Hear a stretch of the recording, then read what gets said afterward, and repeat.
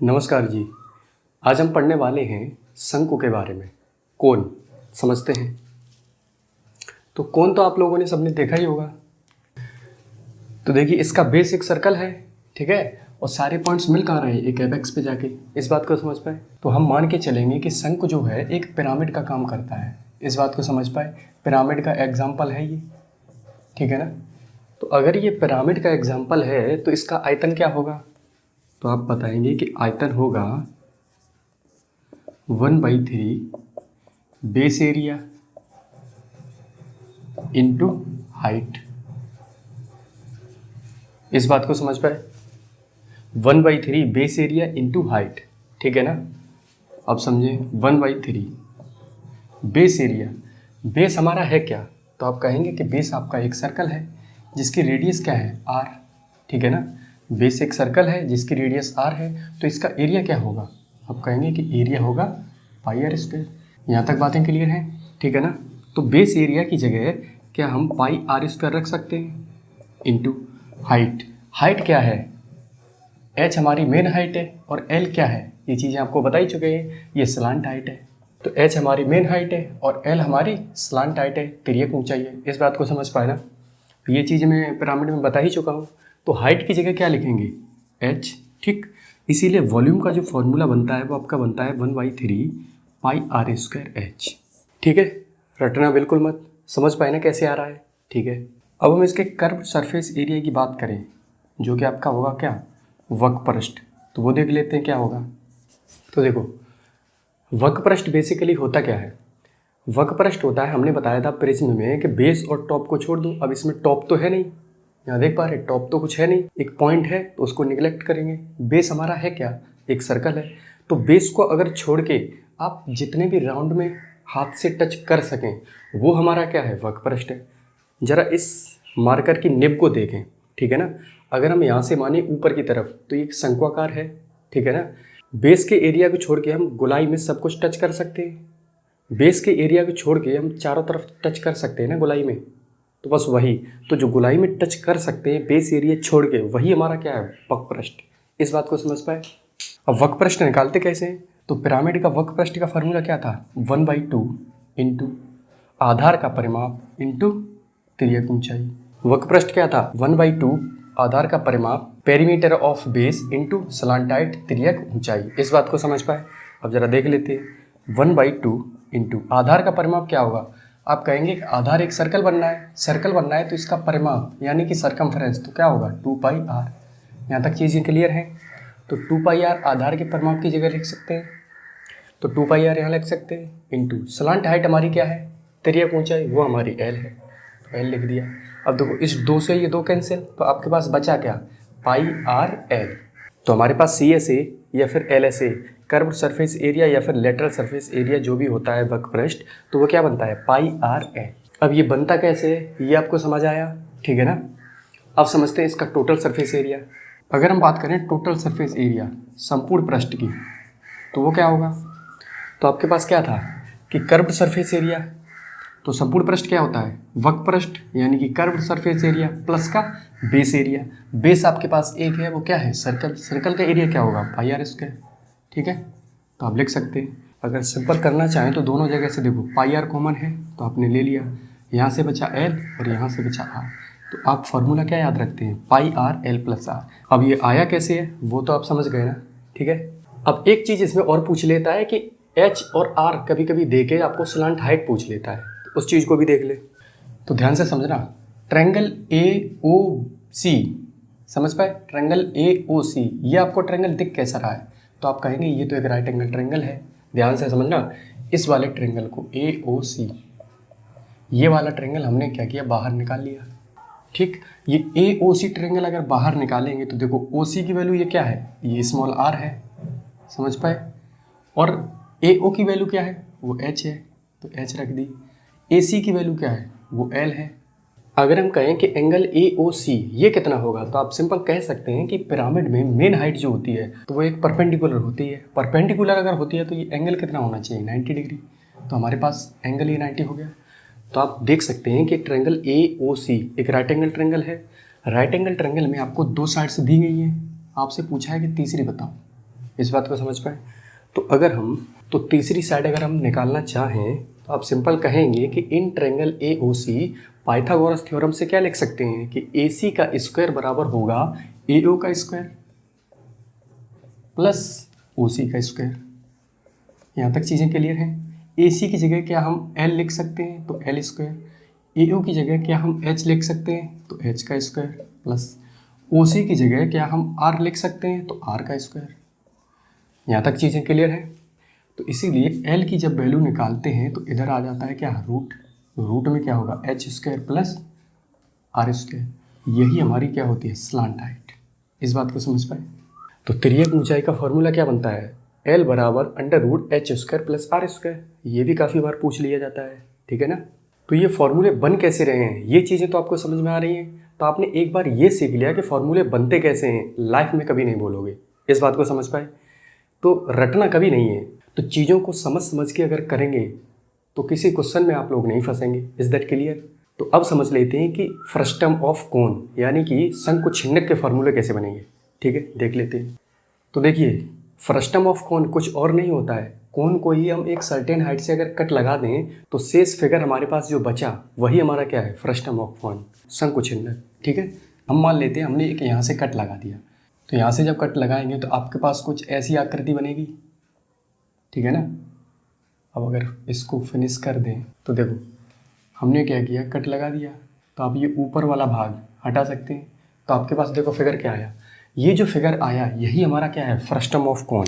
इस बात को समझ पाए, ठीक है ना। जिसमें कि ये बेस पे एक सर्कल बनना है, उसकी रेडियस क्या है कैपिटल आर। ऊपर जो बनना है टॉप पे उसकी रेडियस क्या है स्मॉल आर, ठीक है ना।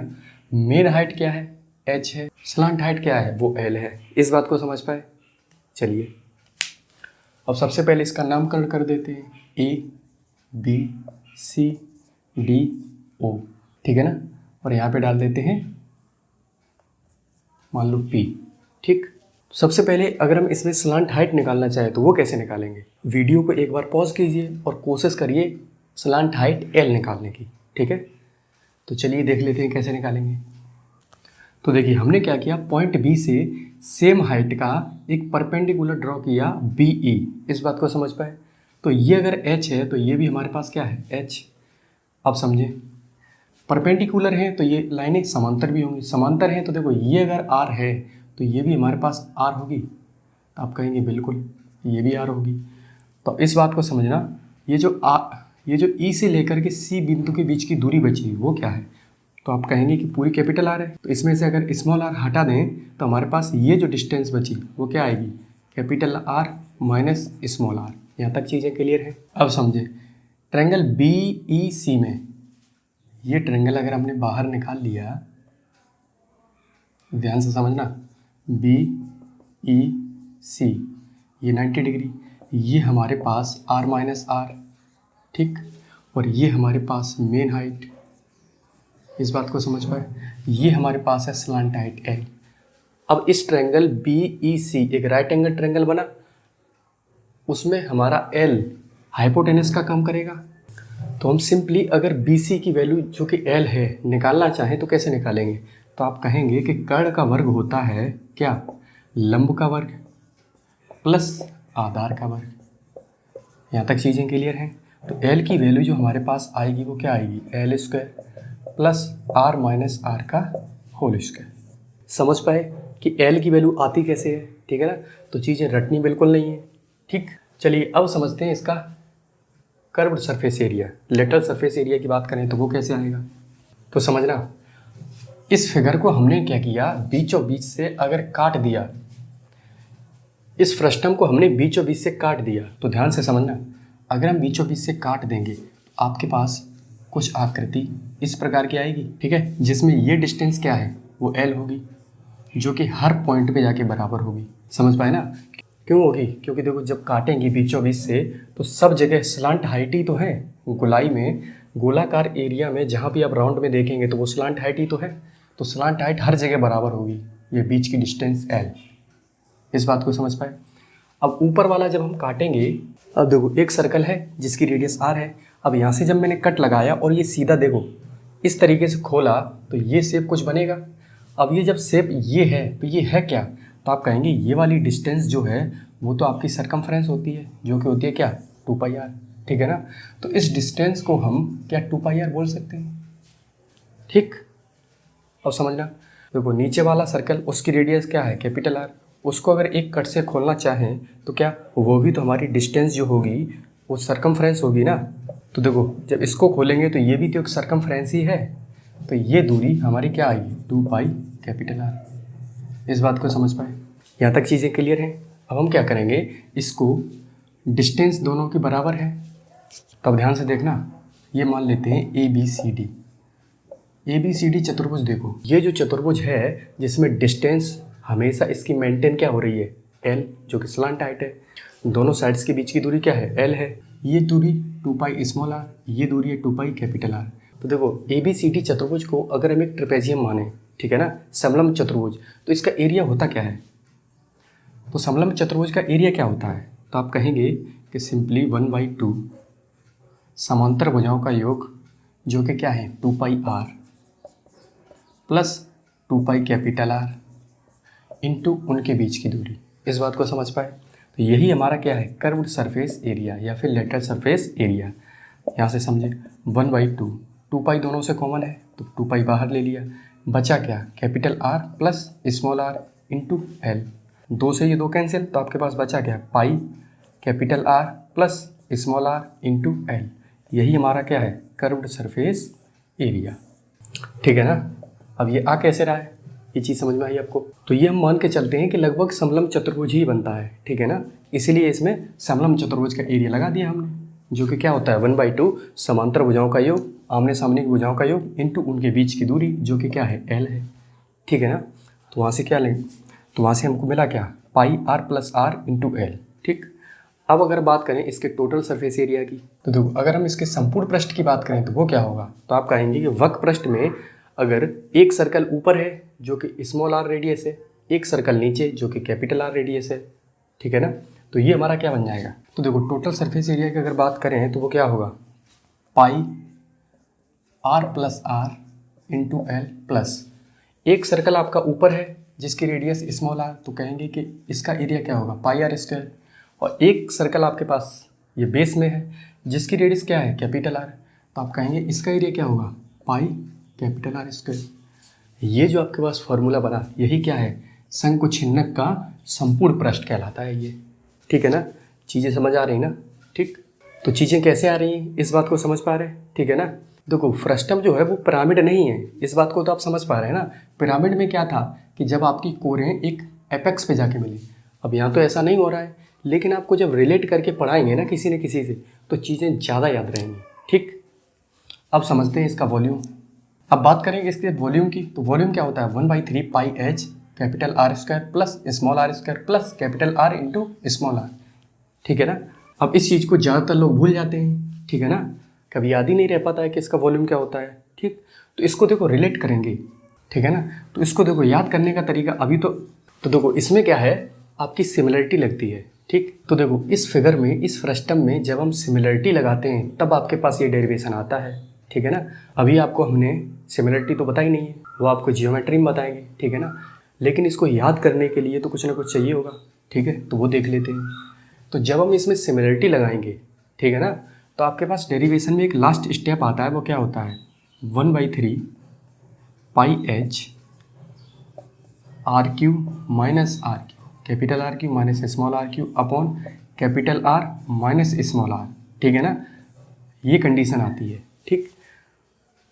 इस चीज़ को अगर आप दिमाग में रख लेते हैं कि ए क्यू माइनस बी क्यू का फॉर्मूला लास्ट में बनता है, वहीं से ये चीज़ निकलती है, फिर नहीं भूलेंगे, ठीक है ना। तो फिलहाल के लिए आपको ध्यान रखना है कि आपका जो ये रिलेट हो रहा है वो कहाँ हो रहा है, a cube minus b cube formula से, ठीक है ना। तो वो फार्मूला क्या होता है, तो आप कहेंगे simple 1/3 pi H A minus B, दूसरे कोष्टक में ए स्क्वायर प्लस का बी स्क्वायर प्लस का ए इंटू बी, यही तो होता है। नीचे क्या है, ए माइनस बी यानी कि आर माइनस आर, इससे ये कैंसिल हुआ, तो आपके पास बचा क्या, 1/3 pi h capital r square plus small r square plus capital r into small r. Derivation समझ आया कि आएगा कैसे। तो अभी आपको ये थोड़ा सा चीज़ बताइए एक सिमिलरिटी के बारे में कि लास्ट स्टेप जो आपका बनता है वो क्या बनता है, a cube minus b Q के फॉर्मूला बट्टे ए माइनस बी। तो ये आया कैसे, इस बात को समझ पाए। तो इस चीज़ को याद रखने के लिए आपको रिलेट करना है कहाँ से, कि सिमिलरिटी जब लगाते हैं तो फॉर्मूला क्या बनता है, a cube minus b Q का, ये वाला, ठीक है ना। अगर इसको याद रख पाए तो ये नहीं भूलेंगे, ठीक है ना। तो चलिए फिर आज के लिए इतना ही रखते हैं, बाकी लेक्चर्स रिवाइज करते चलें। और पिछले वीडियोस अगर आपने नहीं देखे हैं तो वो ज़रूर देखें। इस बात की इंपॉर्टेंस समझ पा रहे हैं ना कि पिछले वीडियो की कितनी है। देखो राइट एंगल ट्रायंगल यूज हो रहा है, सर्कल यूज हो ही जाता है, ठीक है ना। तो 2D के जितने भी फॉर्मूले हैं वो सब के सब यूज होंगे यहाँ पे, ठीक। तो पिछली वीडियोज़ आप ज़रूर देखें, उसी के बाद अगली देखा करें, ठीक है ना।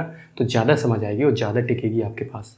अगर आप डायरेक्टली जो वीडियो आता है वही देख लेते हैं और पिछली वीडियोज़ नहीं देखी हैं तो इसमें आपका बहुत बड़ा लॉस है। तो चलिए फिर आज के लिए इतना ही रखते हैं। बाकी अगर चैनल को बिना सब्सक्राइब किए हुए आप पढ़ रहे हैं तो ये बिल्कुल गलत बात है। चैनल को सब्सक्राइब जरूर करें। मिलते हैं नेक्स्ट लेक्चर में। धन्यवाद।